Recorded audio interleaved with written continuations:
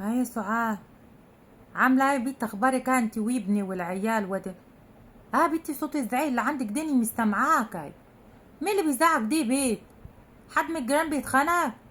ابني يخرب باتك يا سعاد، وانت بتخلي الواد يجعر من صوته كده؟ لا يخرب باتك يا بيت، احباله الصوتي يكشي يقطعوا لك كل احبالك يخرب بات.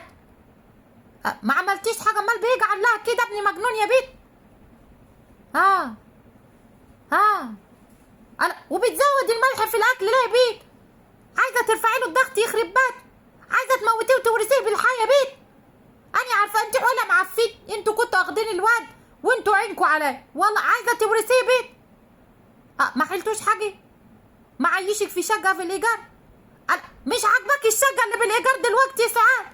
يا بنتي ده انتوا كنتوا عايشين في جوده فوق سطح يخرب بات. يعني شتمك بامك يعني مش يعني انا كنت اتمنى المرحوم الله يرحمه ويشتمني.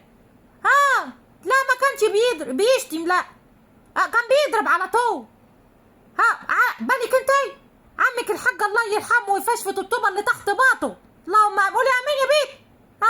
الله يرحمه يا رب، كان يشيلني كده، يرفعني بايده اللي تنفخ دماغ ويفضل يلف بيه الحلزون يما الحلزون كده اهو، وفي الاخر اداني واحده سوبليكس اقوم اقف قدامه زنهار اقول له تسلم ايدك يا سيد المعلمين. ايوه لا، وافضل واقفه قدامه، افضل واقفه قدامه، لا ربما يحب يديني وقت حزون حتى سوبليكس تاني يخرب باتي كده. بنتي مالك؟ قومي صبحي كده، لا ما عندناش رجاله تتزعق عليه. قومي يا بنت. اي فاتي مالك يا بنتي بتعيطي ليه؟ جوزك شتمك وقال لي ادبوا عليكي؟ يا مرار يا مرار، وسكتي له يا بنت؟ اي حاجه قدامك يا بنت ورزعها في دماغ، هتتجني دي ولا ايه؟ نهار اسود، قال شتمك وقال لي ادبوا عليكي؟ يعني الكلام دي ادهوني، بقولك ادهوني يا بنتي فاتي. ادهو يا عصام، بتشتم بنتي بتشتم، يعني زودت الملح في الاكل. ان شاء الله عنك ما طفحت، ما كفايه ان هي جامد وقعدت طول وبعد كل المسؤوليات اللي وراها داي من ترويق وترتيب وغسيل وطبيخ وجري ورا عيالك ومذاكرته، وقامت طبخت لك طفح تدفعها.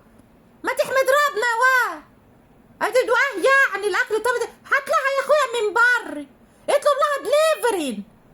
قال لي بتشتمي عشان زودت الملح في الاكل؟ طفحته يا اخويا.